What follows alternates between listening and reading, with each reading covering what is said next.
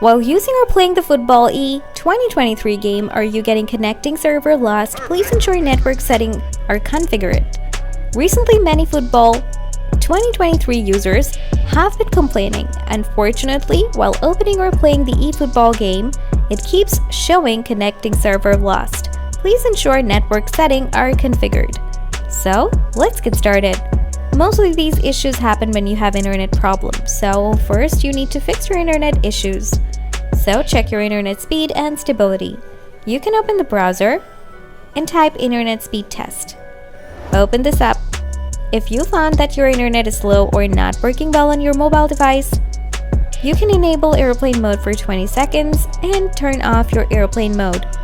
Or you can switch your mobile network from Wi-Fi to mobile data or mobile data to Wi-Fi.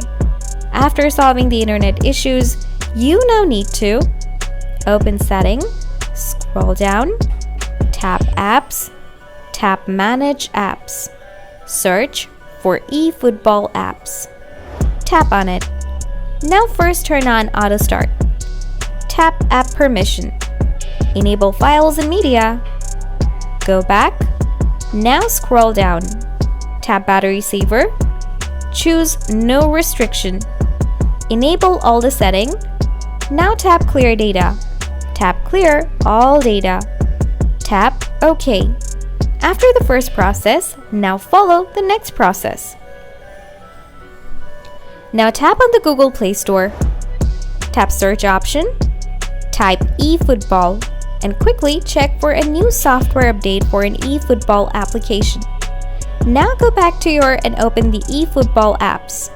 Enter your login credential and reset up the whole process.